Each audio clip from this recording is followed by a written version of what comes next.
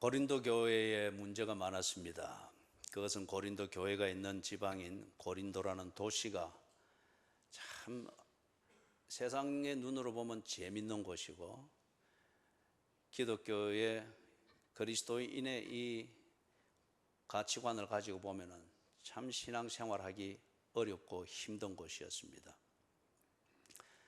그래서 거기에서 이제 복음이 전거되어지고 교회가 세워졌으나 제대로 양육이 되어지지를 못하니까 예수를 처음 만날 때의 그 기쁨, 감동, 그런데 여러분, 감동으로 사라지는 건 아닙니다. 그 기쁨과 감동이 사그라집니다. 현실은 자꾸 변하니까 새로운 문제를 만나면 새로운 감정이 생기게 되고, 그것에서 해결이 되면은 기쁨이 있고, 해결이 안 되면은 앞에 믿었던 것에 대한 실망과 좌절을 맞이하게 되죠. 현실은 달리는 기차처럼 계속 새로운 것을 만나게 됩니다. 그렇기 때문에 감동으로 이 순간 내가 가진 이 경험에 의해서 만들어진 감동, 이것으로 다음에까지 그렇지 않지요. 그 감동을 가지게 됐던 원인이었던 그 지식과 지식에 근거해서 내가 지혜롭게 처신하였던 그 믿음, 이것이 다음의 일들도 감당하게 만들고 연속적으로 변하는 그 현실을 변함없이 딱 그렇게 지탱해 나가게 만드는 거죠. 고린도라는 이 도시의 변화가 너무 많았습니다. 반면에 이 고린도 교회 교인들이 예수를 믿고 참 감동에 쌓였습니다. 그래서 개인적으로 삶이 바뀌고, 그러다 보니 같은 생활을 공유하는 사람들이 모여서 교회라고 하는 것, 모임이 되었습니다. 그런데 그 감동을 나누고 그 기분을 나누는, 소위 말해서 사랑이 넘친다는 그것으로 사라지는 게 아니지 않습니까? 삶이 무엇인지, 예수를 믿는 게 무엇인지, 우리가 믿는 본질이 무엇인지, 변하지 않는 사실과 진리는 무엇인지, 이것을 구체적으로 배워가며 새겨가는 것이 필요한데 그들이 그게 안 됐습니다. 그러다 보니까 처음에 가졌던 감동이 뒤에는 분노와 실망과 흥분과 질투와 이런 기형적인 감정으로 바뀝니다. 그러다 보니 고린도 교회 안에 이상한 문제들이, 온갖 문제들이 다 있었습니다. 자, 그래서 이들의 믿음의 근본, 그리고 믿는 내용이 무엇인가를 바울이 알려주면서 편지를 쓴 겁니다. 그게 첫 번째 편지가 고린도 전서입니다. 여러 가지를 말하면서 거기에 무엇이 잘못되었고, 그것이 그리스도교 신앙과 어떻게 다른가, 그렇게 처신하는 것이 너희들이 믿는다고 하지만 얼마나 위선적이고 그리고 모순된가 하는 것을 하나하나 사례를 들어서 가르치면서 마지막 부분에 와서 이 믿음의 본질, 다시 말해서 복음의 완성, 그것을 말하기 위해서 처음에 십자가의 죽으심으로 시작을 했다가, 그래서 편지를 시작하여 이제 마칠 때에 부활로서 이렇게 마칩니다. 복음의 완성입니다. 그래서 15장은 이 부활을 그들에게 설명하기 위해서 아주 자세하게 그렇게 사례를 들어가면서 썼습니다. 고린도라는 이 도시가 상업적으로 아주 왕성하고, 그 다음에 향락 문화가 아주 좋은 표현으로 하면 발전되어 있습니다. 꼭 부산처럼. 그럼에도 불구하고 그들이 무식쟁이가 아니고 그들의 지성의 근본은 우리가 소위 말하는 그리스의 철학입니다. 이 철학적 사고입니다. 그렇기 때문에 그들은 논리적으로 증명이 안 되고 논리적으로 이해가 되지 않으면, 납득이 되지 않으면 그들은 결코 수긍할 수가 없는 사고방식을 가지고 있습니다. 그래서 고린도전서 15장은 보면은 아주 논리적으로 부활을 설명합니다. 논리적으로 설명하되, 그러나 과학의 틀 안에 갇히지 않는 논리입니다. 그래서 여러분들이 부활의 본질, 부활의 fact and truth, 부활의 사실과 진실성을 알려고 하면은 고린도전서 15장을 감정적으로 읽지 말고 이성을 가지고 논리적으로 새겨가면서 읽어보십시오. 말이 되는지 안 되는지. 그런데 읽으면 참 논리적입니다. 반면에 이것은 과학주의에 갇히지 않는 논리입니다. 그래서 마지막 부분에 오늘 우리가 다루는 이 본문 50절에서부터 58절에서 그들에게 권면을 합니다. 사실이 이렇기 때문에, 진실이 이러하기 때문에 이 사실과 진실에 근거하여서 너희들이 이렇게 생각하고 이렇게 살아야 되지 않느냐. 논리적인 결론이죠. 감동을 한순간 만들어내는 감정과 느낌에 근거해서 이리 살아라 저리 살아라, 그건 사이비 종교입니다. 연애도 그리 하면은 결혼이 안 되는 거죠. 그렇기 때문에 연애 불장난하다 끝나버리는 거죠. 감정이 지배하는 그 단계가 연애 단계니까 그럴 수 있죠. 그래서 바울이 쭉 설명하고 난 다음에 팩트는 이것이고 트루스는 이것이다, 부활은 이런 것이다, 그리고 이게 복음의 완성이다. 그렇기 때문에 고린도 교회 교인들아, 이제 네 잘난 척 하지 말고 네가 감동을 휩싸였다는 네 한순간의 경험을 내세워서 네 마음대로 하지 말고 이 팩트와 트루스, 이 사실과 진실에 근거해서 네가 정말 그리스도인인지를 확인하고, 그리스도인인 게 확인이 되면은 그리스도인답게 처신해라, 그걸 말하는 겁니다. 그 결론을 딱 50절에서 58절을 그렇게 말하는 거죠. 50절은 거기 보니 하나님 나라를 유업으로 이어받을 자격에 대해서 이야기를 하죠. 복잡하게 생각을 하지 마시고 하나님 나라는 하나님과의 관계 안에서 하나님과 인격적 교제를 나누는 게 하나님의 나라입니다. 부부도 정말 사랑하면은 에베소서 5장 18절에 있는 것처럼 피차 서로 복종합니다. 상대방의 마음을 이해를 하고 상대방의 말의 의미를 이용하고 그것을 이유도 없이 복종하면 그건 굴종이죠. 그렇게 해서 인격적 교제를 만들어가는, 서로 복종하는 것, 피차 복종함이 있습니다. 하나님과 관계가 있다. 그 관계가 정말 있는 인격적 관계이면은 하나님과 인격적 교제가 있습니다. 예배는 하나님과의 인격적 교제의 절정입니다. 그래서 하나님과 인격적 관계를 맺고 그 안에서 인격적 교제를 나눔이 있다. 이게 하나님의 나라입니다. 그러면 이 말은 무슨 말이에요?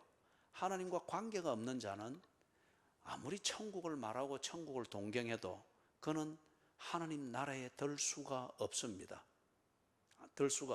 꼭 옆집의 아내를 짝사랑하면서 늘 습관적으로 담 넘어보고 유리창 너머로 보려고 하고 그렇게 하는 그런 남자와 같은 거예요. 아무리 지가 짝사랑을 하고 그런다고 할지라도 그 관계 안에 없기 때문에 그가 한 발 더 들어가면 범법자가 되어서 감옥으로 갑니다.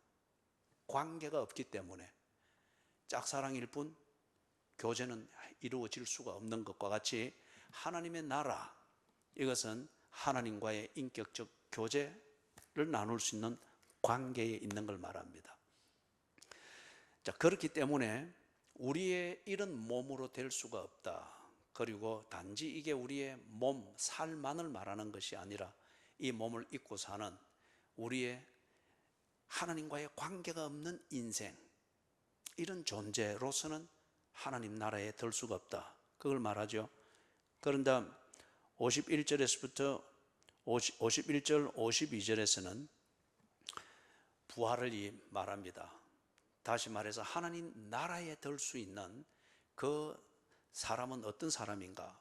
변화된 사람이라고 합니다. Transformation. 이 변화가 무엇으로 일어났는가? 다시 말해서 내가 그런 변화가 되었다고 하는 것을 무엇으로 증명이 되는가? 그게 부활이라는 겁니다. 이 부활은 예수님이 부활하심으로 말미암아서 그게 무언가를 사람들이 보았지 않습니까? 그리고 부활한 그 상태가 어떤 건지를 또한 다 목격했지 않습니까? 그리고 그 예수님의 부활을 뭐라고 그랬죠? 첫 열매라고 했습니다.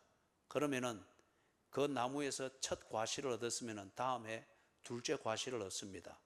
셋째 과실을 얻습니다. 그것처럼 예수께서 부활의 첫 열매라고 하면은 둘째 열매, 셋째 열매, 그죠? 성도의 부활이 있다는 것이고, 그 부활은 부활하신 예수를 우리가 본 것처럼 그와 같다는 것입니다. 그래서 여기 지금 변화를 말합니다. 부활하신 예수님의 몸은 죽으시기 전에 그 몸과 달랐습니다. 그렇기 때문에 그분이 하는 활동 역시 십자가에 죽으시기 전에 하시던 활동과는 전혀 달랐습니다. 그리고 하나님이 계시는 그곳으로 그냥 쑥 성천하에 올라가셨습니다. 완전한 변화입니다. 그래서 우리가 부활할 때에 성도가 첫 열매를 이어서 예수님처럼 둘째 열매로서 부활을 할 때에 부활하신 예수님의 그 몸과 같다는 거죠. 그 존재와 같다는 겁니다. 이게 지금 변화, 이 51절에 말하는 것, 변화되리니, 그것을 말합니다. 그 변화된 본질은 뭐죠? 50절에서 말하는 것처럼 하나님 나라에 들 수 있는 그 상태를 말합니다. 하나님 나라, 영원한 교제, 그분과 영원한, 하나님이 영원하시니까 그분과의 관계도 영원하겠죠. 하나님이 영원하시니까 그분과 나누는 인격적 교제도 영원하겠죠. 그러자면 우리의 존재가, 우리의 몸이 영원한 것이 되어야 됩니다. 홀연히 변화되리니, 그게 예수님이 부활한 것처럼 우리가 부활할 때 그렇게 예수님이 몸이 변했던 것처럼 우리가 그리 변한다는 거예요. 이것을 53절, 54절에서 우리의 이 썩을 것, 이거는 우리의 현실의 상태를 말합니다. 이것으로서는 안 되는 것이다. 그런데 이것이 변화가 되어지는 것, 그것은 너희들이 본대로 예수의 부활, 그것을 본대로 너희들이 부활할 때에 그렇게 되는 것이다. 그렇게 간단하게 설명합니다. 이것은 여러분 설득이 아니에요. 부활하신 예수를 본 그 사실에 근거해서 이 단언을 하는 겁니다. 부활하신 예수를 보았지 않습니까? 우리가 지난 주일에도 그 성경에서 보았죠. 부정할 수 없는 사실이었지 않습니까? 그죠? 비과학적이라고 해서 과학적 결론으로 그런 일이 있을 수 없다라고 치부한다면 그건 과학의 노예입니다. 그런데 과학적 이론보다 더 힘이 있는 건 뭡니까? 증거와 증인입니다. 법원에서도 지금 늘 지금 뉴스를 도배질하고 있는 그 대표적인 사건들 몇몇도 당장 탁 처리를 이리 하든 저리 하든 못하는 건 왜 못합니까? 많은 혐의는 있지만은 뭐가 결정적으로 없는 거예요? 증거와 증인이 없는 겁니다. 이걸 지금 가지고 있는지는 모르지만 이걸 아직 드러내지를 못하니 법원이 깨끗하게 판결을 못하는 겁니다. 혐의를 말할 수 있고 심정을 말할 수 있는 과학적 이론과 많은 추적들과 실험들이 있을 수 있으나 정말 중요한 건 뭐예요? 증거와 증인입니다. 예수께서 부활하셨다. 논리적으로 설명되는 문제가 아니었고 논리적 귀결이 아니고 증인들이 보았습니다. 그리고 그분이 부활하신 증거는 현장에 남아 있었습니다. 그것도 한두 명이 본 것이 아니고 그분이 성천할 때 그 현장에 있은 자는 500여 형제라고 합니다. 그렇기 때문에 53절, 54절에서 말하는 이 단어는 논리적 억측이거나 논리적 비약이 아니고 그 다음에 논리적으로 더 이상 설명할 근거가 없기 때문에 그냥 연역적으로 결론만 툭 던져놓는 이게 아니고 이렇게 믿어라 이게 아니고 본 사실에 근거해서 본 증인들이 지켜보고 있고 듣고 있는 이 현실에 근거해서 지금 이 결론을 딱 그렇게 말씀을 하는 거예요. 53절, 54절. 그 다음 55절을 보니까 이것에 근거해서 바울이 드디어 선포합니다. 그렇기 때문에 이거는 종교적 어떤 그런 선언이 아니고 54절까지 정리한 이 사실과 진실에 근거하여서 당연한 권면을 그들에게 고린도 교인들에게 하는 겁니다. 사망아, 너의 승리가 어디 있느냐? 다시 말해서 사망의 승리, 인간을 지배하고 있는 것이죠. 모든 사람들이 보통 때는 지조를 지키고 절개가 있는 것 같고 소신이 있는 것 같으나 죽음의 위협을 느끼고 다윗이 말했던 것처럼 사망이 내 문 앞에 있다, 나와 사망 사이는 한 걸음뿐이다, 이 죽음의 위기를 느끼면 사람이 다 바뀝니다. 그리고 대개는 우리가 사는 것이 죽지 않기 위해서 살죠. 죽지 않기 위해서 법을 지키고 죽지 않기 위해서 먹습니다.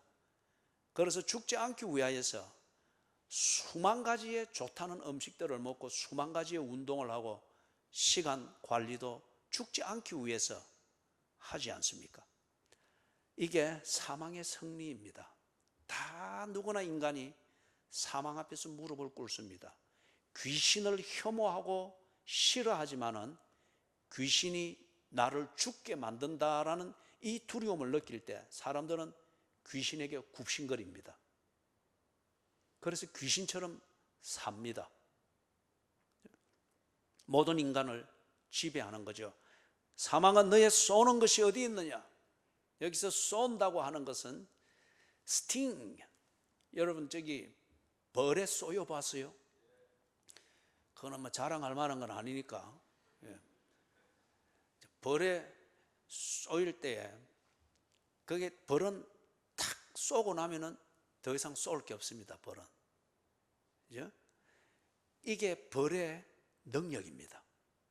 자기를 보호하고 자기를 지키고 벌을 잡으려고 하는 적들을 압도하는 벌의 능력입니다. 그렇기 때문에 여기 사망한 너의 쏘는 것이 어디 있느냐? 사망의 능력, 사망의 권세, 사망의 권능입니다. 다른 말로 하면 사망이 어떤 능력으로 모든 인간을 그렇게 지배하느냐는 거예요. 이 사망에 쏘는 것, 사망의 능력, 이것이 어디 있느냐? 이제는 없어졌다는 겁니다. 사망이 그 하나 있는 침을, 그 능력을 쏘고 났는데 그가 죽지 않고 살아났다. 사망은 더 이상 그에게 지배할 수가 없습니다.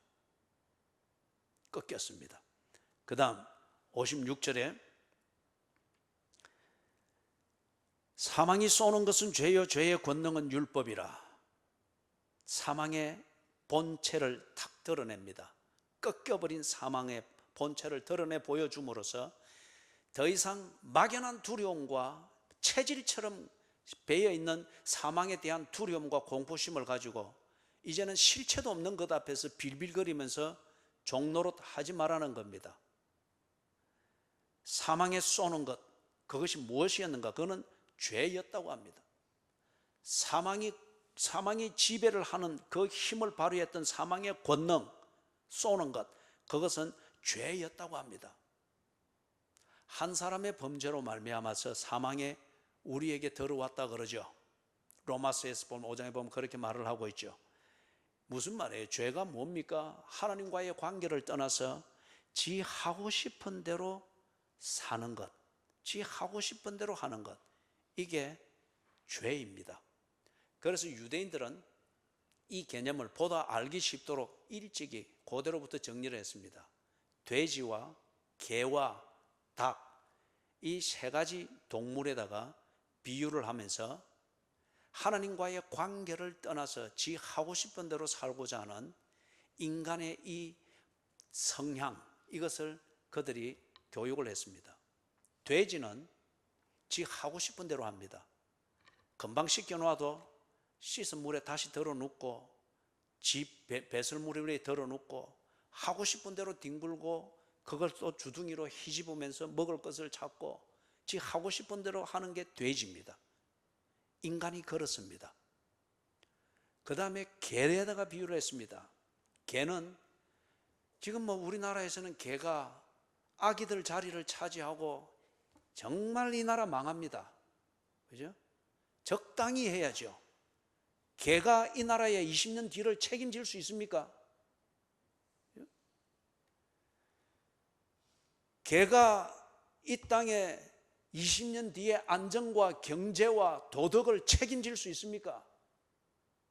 개가 이 땅에 은행을 관리할 수 있습니까? 너무 심해요. 그죠? 너무 심해요. 뭔가 우리가 각성을 해야 됩니다. 그죠? 저는 보신탕을 먹지 않습니다. 그리고 개를 사랑합니다.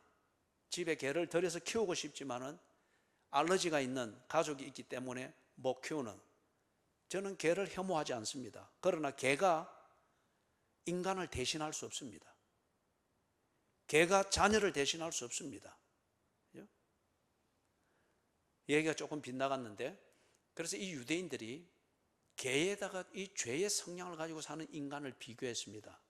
지금 우리나라는 개가 호강을 하고 있고 조금 있으면 개가 상속권을 받을 것 같아요. 법이 그래 정해질 것 같아요. 개, 고양이. 그런데 지금 네팔이나 인도나 이쪽으로 쭉 나가보면 필리핀도 그렇고 개들이 바짝 말라 있습니다. 그리고 아무데나 누워서 자고 있습니다. 배가 고프니까. 그리고 아무데나 싸돌아다닙니다. 그리고 배를 채울 수 있겠다 싶으면 뭐든지 주워 먹습니다. 그리고는 서러져 잡니다. 개는 굶주린 짐승입니다. 옛날에는 그랬고 지금도 어느 지역에서는 그렇습니다. 그렇기 때문에 개는 배를 채울 수 있는 것이 있다고 하면 무엇든지 먹습니다. 그리고 배를 채울 것이 있다면 어디든지 갑니다. 이걸 유대인들은 인간의 죄성에다가 비교를 한 거예요. 인간은 자기 욕심을 채우기 위해서, 욕심을 채우는 기회라고 하면은 그게 귀신이든 그게 창녀구리든 그게 룸살롱이든 그게 기독교를 박해하는 그런 사장이 운영하는 직장이든 거기 가면은 반드시 교회와 단절이 되어지고 예수 믿는 양심을 어겨야 되는 그러한 고용주와 그러한 직장임에도 불구하고 욕심을 채울 수 있다라고 여겨지면은 하는 거요. 개입니다.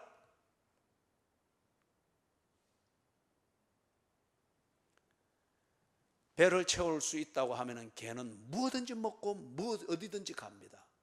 그것처럼 인간은 충동적이고 본능적인 욕구를 채우는 것이 행복이라 스스로 단정을 하면서 그 욕구를 채울 수 있는 것이 있다고 하면은 하나님까지도 자기 호주머니에 넣고 돌아다니면서 나를 돕는 자로 만들려고 애를 쓰면서 욕심을 따라 삽니다.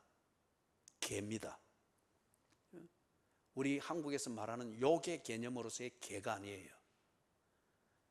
이 종교적 개념으로서의 부정한 자, 죄의 성 따라 사는 그 성향을 지적하는 비유입니다. 닭은 여러분, 유대인들이 또 닭에다가 비유를 했는데 닭은 모이만 있으면 쪼아 먹습니다. 그리고 그걸 쪼아 먹는 모이를 찾아서 나름대로 지가 있다고 싶은 이 날개짓을 하면서 온 데를 싸돌아다니는 거예요. 예를 들면 성전 뜰에서 모이를 쪼아 먹습니다.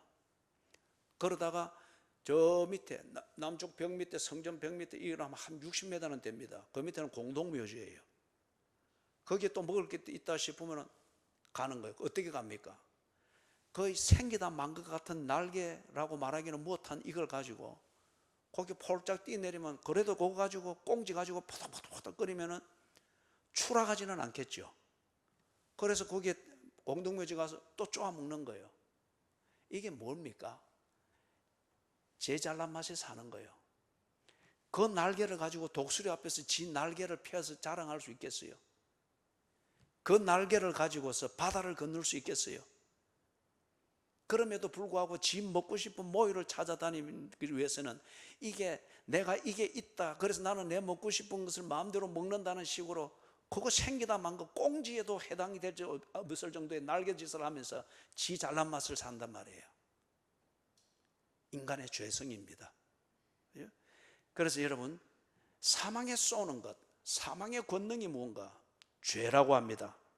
그 죄는 하나님과의 관계를 떠나서 지 하고 싶은 대로 하는 것, 지 욕심을 채우기 위해서 사는 것, 굳이 지 잘났다고 그렇게 뭐라도 내세우면서 지 하는 것을 합리화하는 것, 이게 인간의 근성이고 이 근성이 하나님과의 관계를 불편하게 여기죠. 관계에 매이면은 지 성향대로 못 하잖아요. 사람들은 이걸 자유라고 말하는데 정말 이거는 사기입니다. 그죠? 그렇게 해서 온통 TV든지 미디어가 개인주의, 이것을 찬양하는 이 철학에 근거해서 오락 프로그램과 드라마와 무언가 다 그렇게 만들어지고 있잖아요. 그죠? 이걸 하나님과의 관계를 떠나서 자기 하고 싶은 대로 살고자 하는 인간의 이 근성, 이 성향, 이것을 멸했다고 합니다. 사망에 쏘는 것이 꺾여버렸습니다. 그 다음에 56절 하반절에는 보니까 죄의 권능이 뭐냐? 그 쏘는 것, 이걸 가지고 그 권능을 바라고 이게 옳다, 죄가 자기의 권세를 부리는 그 근거로 쓰는 게 뭐냐? 율법이라고 합니다. 율법. 여러분, 이거는 이런 거예요. 예를 들면은 지 마음대로 속도를 내고 달립니다. 나름대로 이유는 있겠지만 아무도 보는 이유 없고 경찰서 없이 마음대로 속도를 내고 다니는데 어느 날 보니까 과속 속도 위반 벌금과 벌점이 탁 날라왔습니다. 저도 이전에 급히 어떤 뭐 진주에서 모임에서 가는데 늦어가지고 새벽기도 마치고 일하다 늦어서 막 달려서 한 140km까지 넘은 구간이 있었어요. 이게 떡 날라왔는데 우리 문정수 지사한테 날라간 거라. 그러니 저 양반이 융통성은 없고 올곧기만 god아가지고 목사님 속도 위반했네요. 경찰이 지적하는 것보다 더 날카롭게 지적을 딱 하면서 그때 경찰차도 없고 저는 붙잡히지도 않고 탁 그래 약속 시간 겨우겨우 맞춰서 들어갔어요. 그런데 아무도 보는 이 없는 것 같았으나 거기에 속도 위반 카메라가 있었습니다. 그게 내가 죄인인 것을, 속도 위반한 것을 딱 잡아냈습니다. 지금 뭐 뉴스에 다 나오니까 이정건 이름 알죠? 뉴스에 다 나오니까 더불어민주당의 부사무총장을 했죠. 그렇게 해서 얼마 전에 있었던 그 당의 전당대회를 지휘했다고 합니다. 저는 그 당에 대해 반감이 있는 게 아닙니다. 그 진보적인 성향 근본적으로 저는 살려야 된다고 그렇게 생각합니다. 김대중 대통령이든지 노무현이든지 참 훌륭하신 분들이죠. 그렇죠? 그렇기 때문에 당을 지금 폄하하고자 하는 게 아니고 이정건 씨의 사례에 대해서 제가 이야기를 하고자 하는 거예요. 이분이 나름대로 자기가 하는 일에 충성하고 자기 직위에 충성했을지 모르겠습니다. 그게 그 당시 전당대회를 할 당시에 그 당의 문화였는지는 모르겠습니다. 그러나 이분이 거기서 나름대로 자기 직위에서 거기에 충성하기 위해서 그렇게 했습니다. 돈 봉투를 만들고 이랬다는 혐의가 지금 계속 나오고 있잖아요. 그런데 그 혐의가 지어낸 얘기가 아니다라고 평범한 시청자도 그렇게 느낄 수 있는 것은 이분의 휴대폰을 압수해가지고 포렌식을 하니까 한 3만여 통의 통화 기록이 나오는데 그게 다 그런 일들로 연루되어진 대화라고 하는 거예요. 그러면서 그 중에 몇 가지의 사례는 구체적으로 스크린에 올렸지 않습니까? 그죠? 누구에게 돈을 주고 누구에게는 얼마씩 주고 그리고 몇 개를 쪼개서 어떻게 하고. 자, 여러분 이게 뭡니까? 이정건 이 부회장도 그리 하는 것이 불법이다라고 생각은 했겠죠. 그 정도 고의식이 있는 사람이 왜 그걸 모르겠습니까? 그러나 실용적인 목적을 위하여서 이 불법을 행한다 할 줄 누가 알겠나? 그런 자신감이 있었겠죠. 그리고 공공연히 그렇게 했겠죠. 그런데 통화 기록이 남아 있습니다. 그리고 이걸 지웠지만은 이것을 복구할 수 있는 과학적 기술이 이분의 그 어떤 계산보다 더 높습니다. 다 찾아냈습니다. 율법이 그런 겁니다. 내가 돼지처럼 살아서 개처럼 살고 닭처럼 살아서 그래서 내가 내 입으로는 하나님의 영광을 위하여 그리스도인답게 산다, 열심히 산다라고 하나 내가 사는 내용을 보니 돼지고 개고 닭에 지나지 않는다고 하는 것, 이것은 뭐가 밝혀내는 거예요? 율법이 밝혀내는 겁니다. 율법은 하나님의 마음입니다. 율법은 자기 백성을 향한 하나님의 기대치입니다. 율법은 하나님이 자기 백성과 인격적 교제를 어느 수준으로 나누기를 원하는가 하나님이 기대하는 인간의 삶의 수준입니다. 이걸 딱 이래 해야 이게 인간이고 이 정도는 살아야 이게 하나님의 백성이다. 이 정도는 살아야 내가 너를 위해서 벌거벗어서 온 사람이 보는 앞에서 네 죄를 대신하여 죽었듯이 네가 내게 대해서 절개를 지키는 것이라 인정할 수 있는 수준이다. 그걸 담아놓은 게 율법입니다. 율법을 빙자하여서 유대인들이 얼마나 개처럼 살았고 돼지처럼 살았고 닭처럼 살았어요. 그럼에도 불구하고 자기들은 율법을 빙자하여 자기들이 의롭고 하나님의 백성이라고 했습니다. 그런데 정작 율법의 그 본질에 딱 비춰보니까 그들이 자신감 있게 율법이라는 거울 앞에 섰는데 거울 속에 비치는 것은 거룩한 척하고 있는 지 거룩한 또 한 사람이 거울 속에 있는 게 아니고 누가 있은 거예요? 돼지가 있었습니다. 개가 있었습니다. 닭이 있었습니다. 죄의 권능은 율법이라. 그런데 이 율법을 예수께서 완성하셨다고 합니다. 나를 대신하여서, 개 같은 나를 대신하여, 돼지 같은 나를 대신하여, 닭 같은 나를 대신하여서 예수께서 대신 값을 치르고 율법의 요구 조항을 완성했다고 합니다. 그때부터 예수의 손을 잡고 아니면 예수님이 내 뒤에 서 있는 이 구조에서 율법의 거울을 내가 들여다보면 하나님의 자녀가 보입니다. 그때부터 돼지가 보이지 않고 개가 보이지 않고 닭이 보이지 않고 하나님의 자녀가 보입니다. 예수가 내 뒤에 서 있으니까 내가 예수의 손을 잡고 있으니 그렇게 보입니다.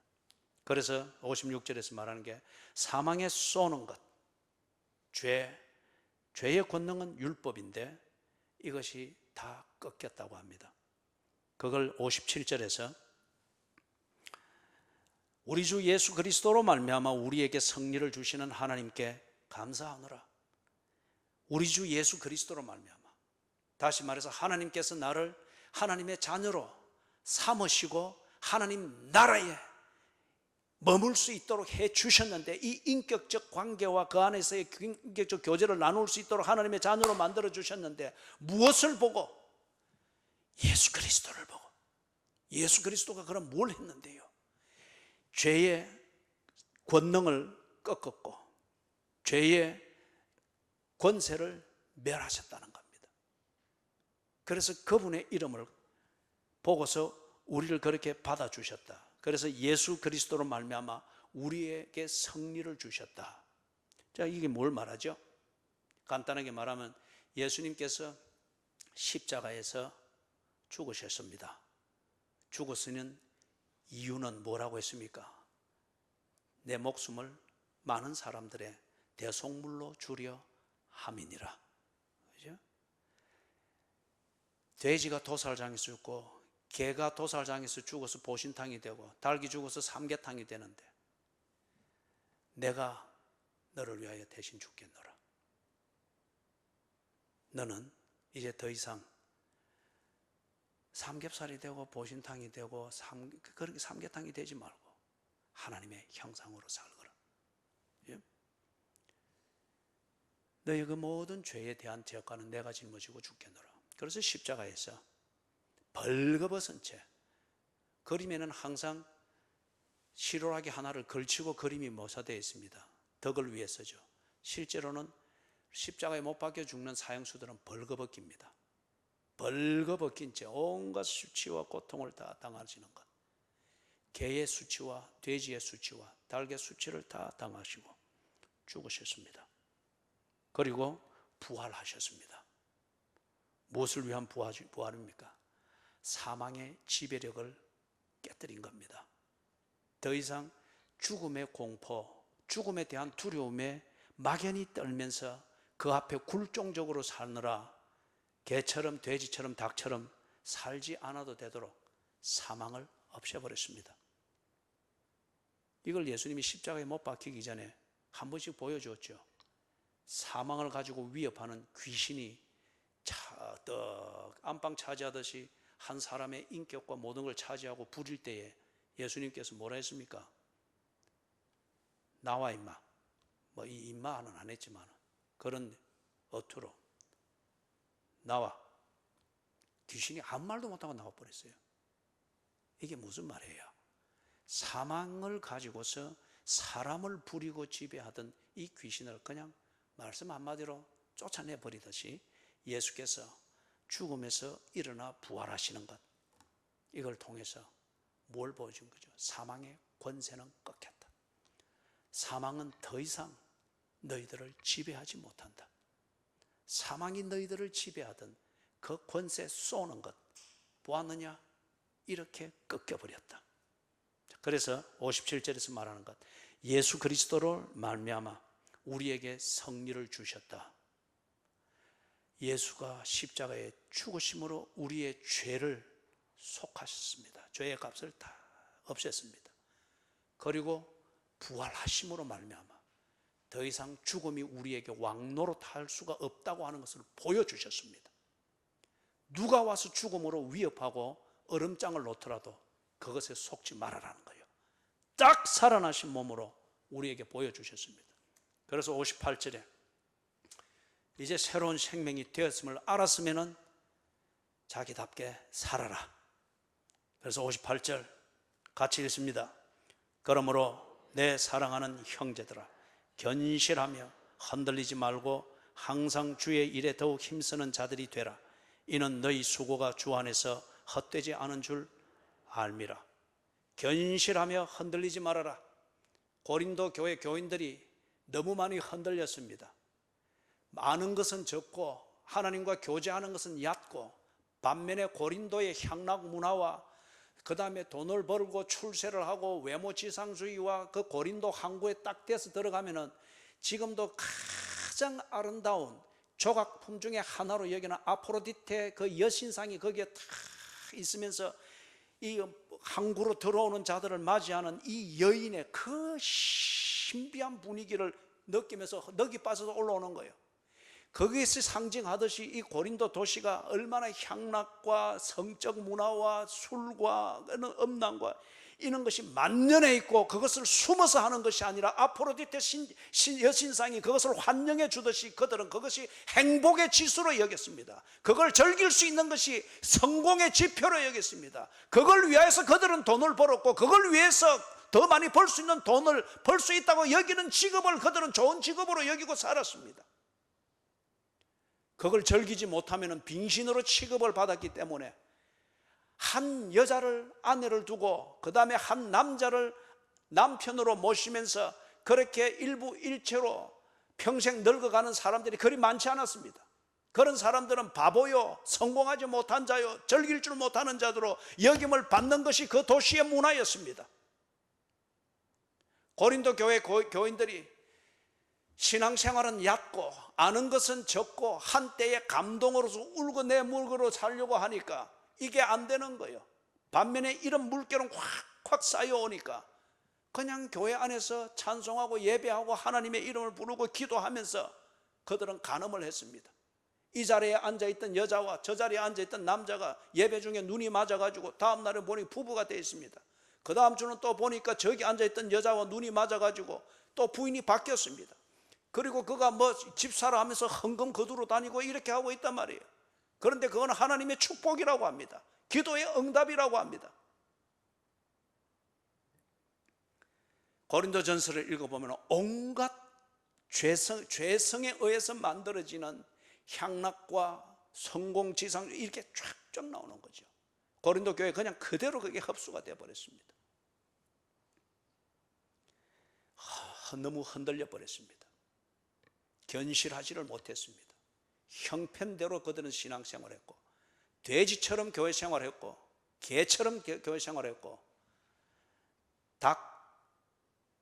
닭처럼 자랑할 것도 못되고 창피스러운, 날개로 치면 창피스러운 것인데, 그죠? 건육으로 치면 그건 또 창피스러운 것이고 어중간접인데, 그게 뭔가 자랑거리라고 파닥거리듯 그렇게 그들은 교회 생활을 한 거예요. 그래서 지금 바울이 이 복음의 완성을 말하면서 이 복음으로 인해서 너희들이 진정한 자유를 얻은 하나님의 자녀들이지 않느냐, 이제는 그 자유를 얻은 그리스도인답게 살아라. 그런 것들에 흔들리지 말아라. 그런 것들에 유혹되지 말아라. 그래서 항상 주의 일에 더욱 힘쓰는 자들이 되라. 그리스도인답게 처신하라는 겁니다. 일 더 많이 해라, 봉사 많이 해라, 그런 문제가 아니고 근본적으로 그리스도인답게 살아라. 네가 그리스도인답게 삶에 있어서 하나님 중심, 성경 중심, 교회 중심의 삶을 사는 것이 지당하다면 그리 살아라. 그리스도인답게 삶에 있어서 네가 좀 못 가졌더라 할지라도 그게 그리스도인답게 사는 것이면 좀 못 가지며 사는 것을 만족하게 여길 줄 알아라. 좀 일찍 죽는다고 하는 그 막연한 두려움 때문에 왜 그렇게 그리스도인답지 못하느냐? 예수님이 33살에 죽었지 않느냐? 그리스도인답게 사는 것 때문에, 네가 그것 때문에 직업병도 아니고 그게 네 신앙의 정표와 같은 네 몸의 흔적을 가진다고 하면 왜 그걸 피하기 위해서 그러느냐? 너는 직업병, 이걸 위해서는 네가 조금 더 아끼지 아니하고 기꺼이 받아들이지 않느냐? 그런데 어떻게 해서 그리스도인답게 사는 이 일상을 위해서 좀 불편한 것, 그게 왜 그리 너희들은 큰 이유가 되느냐? 항상 주의 일에 힘쓰는 자들이 되라. 그리고 이는 너희 수고가 주 안에서 헛되지 않은 줄 알미라. 믿음입니다. 이게 부활신앙입니다. 내가 그리스도인이다. 그리스도인 되게 하신 하나님이 나를 그리스도인답게 사는 데 필요한 적절한 은혜를 베풀고 인도하실 것이다. 하나님 나라에 들어있는 자를 지옥 자식처럼 보일 수 있도록 하나님이 그렇게 돌보고 인도할 뿐이 아니다. 이것을 믿는 겁니다. 이게 부활신앙입니다. 이 부활신앙을 가지고 살 때의 현실은 육체의 정욕과 안목의 정욕과 이생의 자랑, 이것과 춤을 추면서 그것과 춤을 추지 못하면 성공하지 못했고 바보처럼 살고 재미없게처럼 살고 불행하게 사는 것처럼 그렇게 만드는 고린도 도시처럼 오늘 이 땅이 그러하지 않습니까? 그런 것들을 물리칠 수 있는 것, 내가 하나님의 자녀라는 것을 분명히 알고 하나님의 자녀로 삼으신 하나님께서 수준을 가지고 기대치를 가지고 나와 교제하기를 원하신다고 하는 것을 알고 육체의 정욕과 안목의 정욕과 이생의 자랑이라고 하는 이 가치관을 가지고서 내게 홍수처럼 다가오는 이 현실을 맞서서 그리스도인답게 꿋꿋이 살아낼 수 있는 것, 이게 그리스도인이라는 거예요. 이게 그리스도인다운 삶이라는 것이죠. 한 가지 예를 드리고 마칩니다. 제가 대구에서 잠시 목회를 했을 때에 한 귀한 여성도가 있었죠. 일전에 그분에 대해서 잠시 이야기를 했습니다. 참 어려움을 겪는 가운데에 하나님께 기도하고 뜻을 세워서 나는 무엇을 해야 되겠다, 현실을 불평하고 비판하고 그러면서 하나님 앞에서 자기를 관리하려고 애를 쓰는 이러니까 꼭 어둠의 자식 같아요. 그죠? 그런데 어느 날 생각이 딱 바뀌면서 내가 뭘 위해서 살아야지, 내가 그리스도인이면은 내가 이루어야 될 목적이 있을 텐데 생각에 미치면서 그리 하다가 지금 현재 요양원과 주간보호 이 일들 두 가지를 사업을 운영하면서 아주 잘 키워왔습니다. 그런데 지금 최근에 어느 거기에 일을 하던 직원이 나간 뒤에 그냥 구청에다 고발을 한 거예요. 뭐도 빼먹고 하는 식으로 고발을 했다 그래요. 그래서 민원이 들어오면 당장 조사가 나가잖아요. 그래서 구청과 관련 기관에서 와서 조사를 했는데 이분들이 늘 이 시설을 알거든요. 그래서 가장 모범된 시설 중에 하나이기 때문에 그런 환자들이 있든지 필요한 사람이 있으면 소개를 해주고 보내줄 정도였어요. 그런데 이런 고소가 들어왔다. 반신반의하면서 나가서 조사를 했는데 결과적으로는 그분들도 울고 이분도 울고, 왜냐하면 고발할 내용이 없는 거예요. 너무도 표준적으로 관리를 해왔고 그동안에 쭉 관공서에서도 늘 감독을 해왔기 때문에 알잖아요. 그래서 그렇게 조금 평가를 해주고 그런 사람도 소개를 해주고 보내주고 이렇게 했는데, 그런데 고발이 들어왔기 때문에 이런 처리를 해야 된다는 거예요. 그 다음에 한 가지는 주간보호 그쪽 영역에서는 젊은 청년 하나를 일거리를 주기 위해서 이 장부를 정리하고 하는 이런 일들과 관련된 것을 하게 했는데, 이 친구가 그냥 소위 말해서 MZ세대에 지 잘난 맛에 사는 거예요. 지 기분대로 사는 거예요. 지는 행복할지 모르지만은 장부는 숫자지 않습니까? 숫자는 양심입니다. 이 친구가 숫자를 엉망으로 써놓은 거예요. 지 기분대로 써놓은 거예요.